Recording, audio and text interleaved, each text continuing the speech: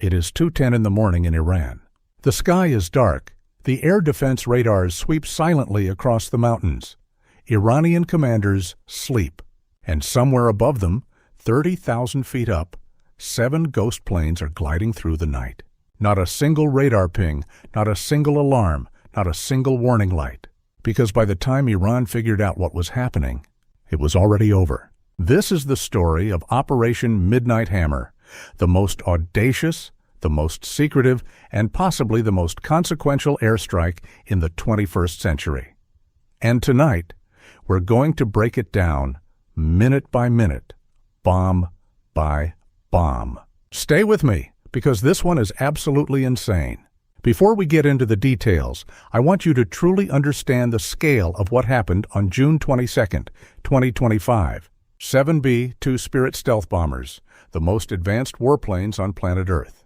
125 total aircraft involved, fighters, tankers, surveillance planes, all in perfect coordination. 14 bombs, each weighing 30,000 pounds. That's heavier than a fully loaded school bus. Dropped on bunkers buried inside mountains. A submarine lurking somewhere in the Middle East, silently launching 30 Tomahawk cruise missiles. And over 4,000 military personnel, all working in perfect sync across multiple continents and time zones. All of it completely secret. So secret that even most of the Pentagon didn't know it was happening until it was already done. This was not a normal military strike. This was a precision masterpiece 15 years in the making. And Iran never, not for one single second, saw it coming. To understand why Operation Midnight Hammer happened, you need to understand what Iran was actually building, and how close they were to finishing it. Go back to 2006. Deep in the mountains near the city of Qom in northwestern Iran, a massive construction project quietly began. Workers bored tunnels into solid rock.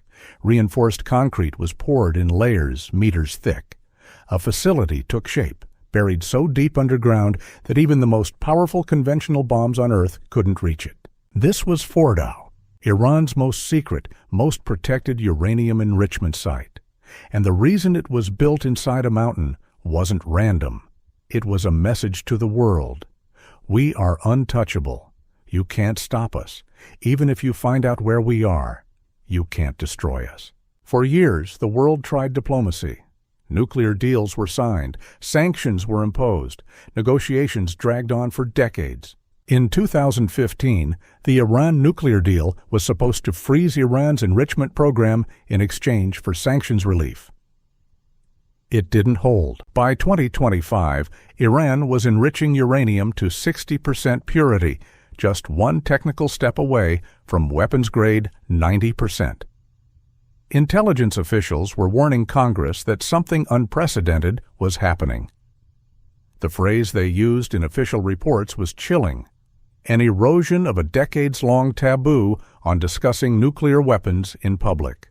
In plain English, Iran was no longer hiding that it wanted the bomb, and the supreme leader still hadn't given the final order to build one. But the machinery, the expertise, and the will were all moving in that direction. Then, in June 2025, everything came to a head. On June 13, 2025, Israel launched what would later be called the opening strike of the 12-day war. Without warning, Israeli jets hit Iranian air defense systems across the country. Radar installations, gone. Surface-to-air missile batteries, destroyed. The Israeli Air Force had spent months preparing for this moment. And in one night, they systematically dismantled Iran's ability to defend its own skies. They also hit Natanz, one of Iran's most important nuclear enrichment facilities. Centrifuge halls, power supplies, support infrastructure, all struck in that first wave. Iran retaliated. Missiles flew toward Israel, but air defense systems intercepted most of them. For 9 days, the two countries exchanged blows. And during those 9 days, while the world was watching Israel and Iran, something else was happening entirely. Something that almost nobody knew about. Inside Whiteman Air Force Base in Missouri, 7B-2 Spirit stealth bombers were being loaded with the most powerful conventional weapons ever built. And in Washington, in a room known only to a tiny handful of people, A decision was being made. The kind of decision that changes history. Here's the thing about Fordow that made it so terrifying to military planners for 20 years. It wasn't just underground. It was 80 to 90 meters underground, buried inside a solid mountain. Think about that for a second. 80 to 90 meters of rock above a fortified complex filled with nuclear centrifuges and enriched uranium. Most bombs, even very powerful ones, would detonate on the surface and barely scratch the mountain. Most bombs. But then there's the GBU-57 Massive Ordnance Penetrator. This weapon is unlike anything ever used in combat before June 22, 2025. It is 20 feet long. It weighs 30,000 pounds, 15 tons. It's built from a special hardened steel casing engineered to punch through reinforced concrete and solid rock before its explosive core ignites. When released from a B-2 at altitude, it falls at over 1,000 feet per second. It doesn't just explode on the surface, it drills. It punches through whatever is in its path, concrete, steel, mountain rock, and detonates deep inside, creating a shockwave that no underground structure can withstand. And here is the critical detail that makes this entire story possible. Only one aircraft on Earth can carry this bomb. The B-2 Spirit stealth bomber. No other plane, American, Russian, Chinese, nobody, has the combination of stealth capability and payload capacity to deliver this weapon to a defended target. Which means that for 2 decades the bomb existed but could only be used if the B-2 survived long enough to drop it. The United States has fewer than 20 B-2 bombers in its entire fleet. For Operation Midnight Hammer, they sent 7 of them. More than a third of the most expensive, most capable aircraft ever built, all committed to a single mission. 14 bombs, 7 planes, one shot at history. And nobody could know, not the press, not most of Congress, not the families of the pilots, until the very last moment. The crews of those B-2s, just 2 people in each aircraft, took off without telling anyone where they were going. Their families were informed on the evening of June 21st. Around the same time, the rest of the world found out on television. Here is where Operation Midnight Hammer gets absolutely brilliant. June 21st, 2025. Saturday morning. News outlets start picking up a story. Multiple B-2 bombers spotted taking off from Whiteman Air Force Base, heading west, heading toward Guam. Is the U.S. sending B-2s to Guam? The headlines asked. A training exercise? A show of force in the Pacific? The world watched the B-2s heading west. They didn't notice the other B-2s heading east. This was the deception. A carefully engineered military misdirection. A small group of B-2s flew in the wrong direction on purpose, to create headlines, to capture attention, to make the world look left, while the real operation was already turning right. General Dan Kane, chairman of the Joint Chiefs of Staff, would later describe it as a deception effort known only to an extremely small number of planners and key leaders. Think about what that means. Even most people at the Pentagon didn't know the real mission was in motion. Meanwhile, the actual strike force took off in silence. 7 B-2 Spirit bombers, each carrying 2 30,000-pound bunker busters, each with 2 crew members aboard. They turned east, and they flew for 18 hours. 18 hours of ghost-like, near-silent flight across the Atlantic Ocean, across the Mediterranean, across the Middle East. With minimal radio communications to avoid leaving any electronic signature that might alert an adversary. 3 times during that flight, the B-2s had to refuel in mid-air. Tanker aircraft, pre-positioned weeks in advance at carefully chosen locations across Europe and over the Azores, rendezvoused with the bombers at precise coordinates in the dark, transferred fuel, and disappeared back into the night. The entire logistical chain, the tankers, the positioning, the timing, had been in motion for months. Back in Washington, Trump told the public he needed 2 more weeks before deciding whether to strike Iran. That statement was a deliberate lie, a calculated, brilliant, necessary lie. Because at the exact moment he was saying, "I need 2 more weeks," the bombers were already over the Atlantic, By Saturday afternoon, Eastern Time, the 7 B-2s had crossed the Mediterranean and were approaching Iran's borders. But they didn't enter alone. Ahead of them, a wave of fighter jets swept into Iranian airspace first. F-22 Raptors and F-35 Lightnings, America's most advanced fifth-generation stealth fighters. Their mission: get there before the bombers, check for threats, find any active Iranian radar systems, and destroy them before the B-2s arrived. They used AGM-88 HARM missiles, high-speed anti-radiation weapons designed to home in on radar emissions and obliterate the source. Any Iranian radar that turned on to search for incoming aircraft immediately became a target. The U.S. protection package also fired what General Kane called high-speed suppression weapons, clearing a path through any remaining air defenses along the bomber's route. And then the moment that military analysts still talk about, Iran's fighters did not fly. Iran's surface-to-air missile systems did not see the strike package. Not a single shot was fired. Not one missile launched. The entire Iranian air defense network, the same network that Iran had spent billions of dollars building over decades, failed to detect 7 bombers carrying the most powerful conventional weapons ever assembled. Iran was, for all practical purposes, blind. At 5 p.m. Eastern Time, just before the B-2s entered Iranian airspace, a U.S. submarine lurking somewhere in the region silently broke the surface tension of history. More than 30 Tomahawk cruise missiles erupted from the sea, skimming low over the water, threading through mountain terrain, zeroing in on the Isfahan Nuclear Technology Center. Isfahan was struck first. Then, at exactly 6:40 p.m. Eastern, 2:10 in the morning, local Iranian time, the lead B-2 reached Fordow, and it dropped the first GBU-57 massive ordnance penetrator ever used in combat. Here's what happened at Fordow, and I want you to understand just how extraordinary this moment was. The Iranian engineers who built this facility weren't stupid. They knew bunker buster bombs existed. They prepared for them. In the days before the attack, apparently sensing that something was coming, Iranian workers rushed to seal the facility's 2 main ventilation shafts with massive concrete caps. If the bombs couldn't get inside through the shafts, they reasoned, maybe the mountain itself could absorb the blast. The first MOP hit the first concrete cap. The cap was obliterated. The shaft was open. The second bomb went down the shaft. The third. The fourth. The fifth. Each one traveling through rock at over 1,000 feet per second.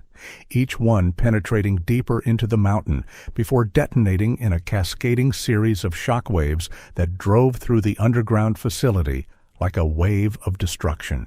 Then the B-2s moved to the second ventilation shaft, and did it again. General Kane described it with the precision of an engineer and the confidence of a man who watched it happen in real time. The cap was forcibly removed by the first weapon, and the main shaft was uncovered. Weapons 2, 3, 4, 5 were tasked to enter the main shaft, move down into the complex at greater than 1,000 feet per second, and explode in the mission space. 12 bombs, 2 shafts, 1 mountain, 20 years of Iranian nuclear engineering. The 7th B-2 simultaneously struck Natanz with 2 more MOPs. And by the time the entire strike concluded, less than 30 minutes after the first bomb fell, the B-2s had already turned west and were heading home. Not a single aircraft was lost. Not a single crew member was hurt. Not a single shot had been fired at them. General Kane stood at a Pentagon podium the next morning and said something that no senior American military officer had ever said before about a combat operation. No other military in the world could have done this. It was still dark in Iran when the first reports started emerging. Social media posts, grainy phone videos. The unmistakable glow of explosions visible from kilometers away.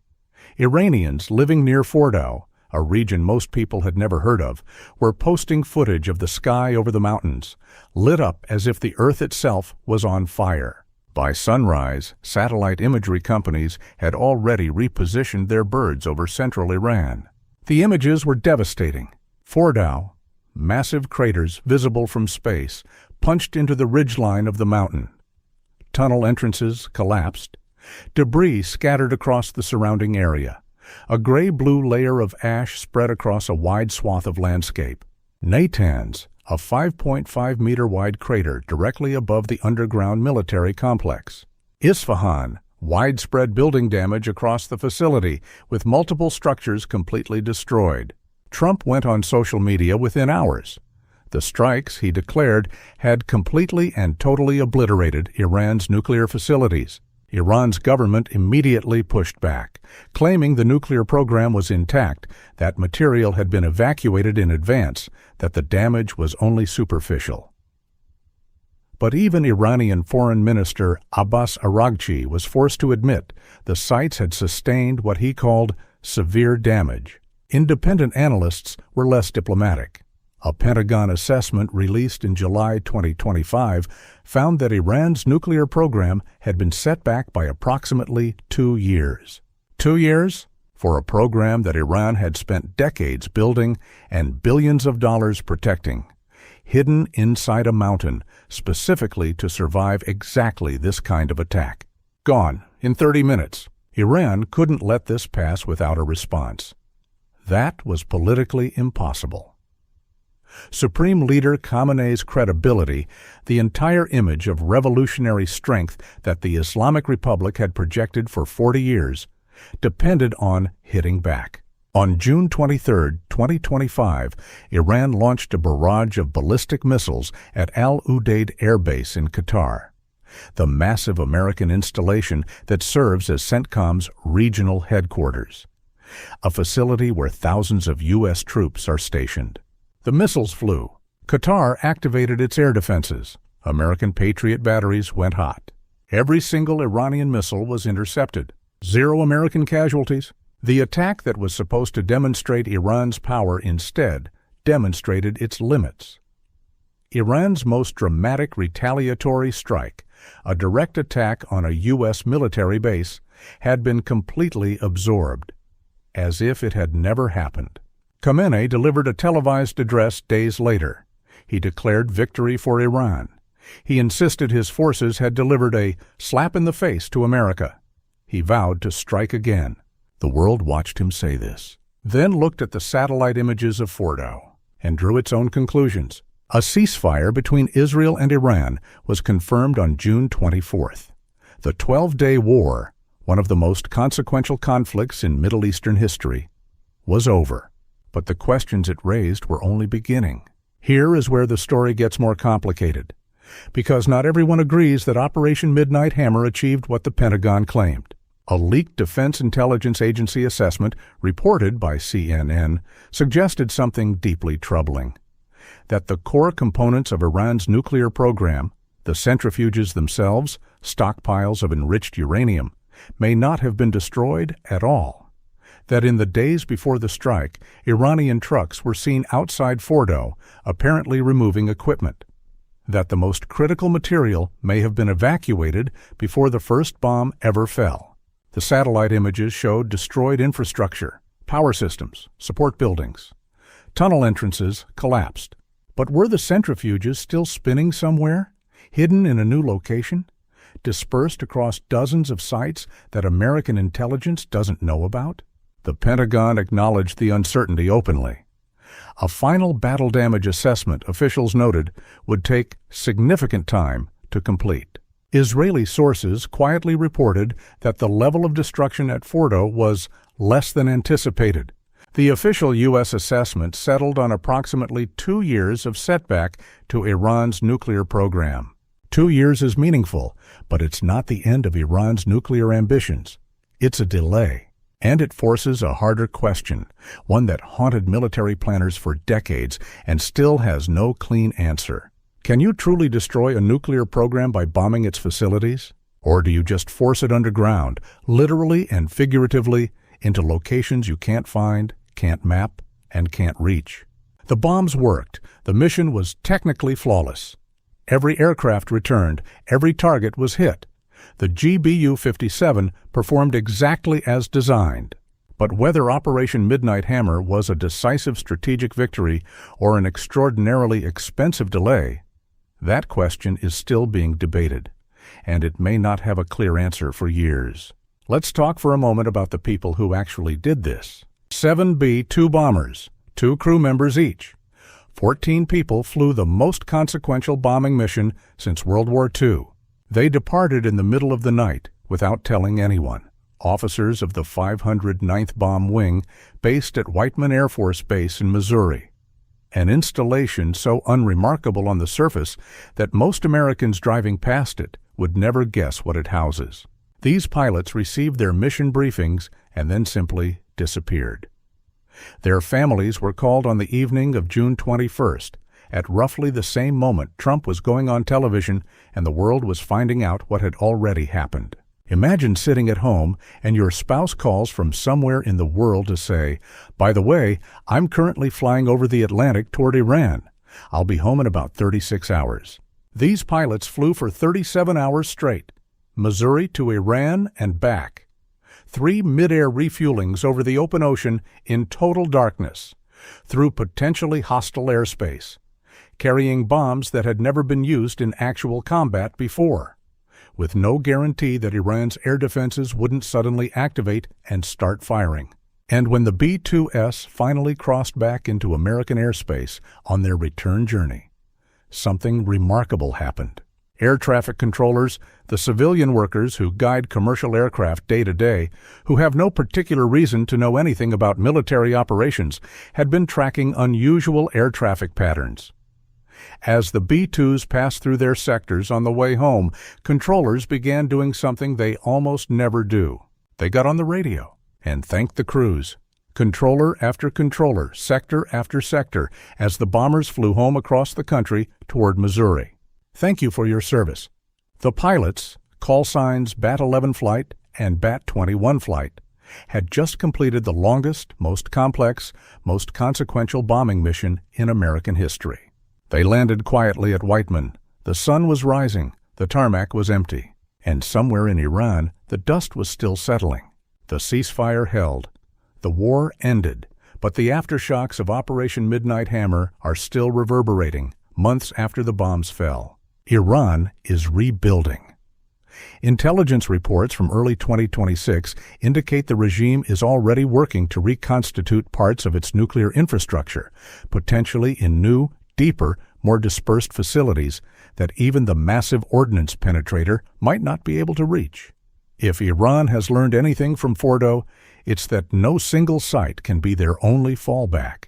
The United States responded by sending another carrier strike group to the Arabian Sea.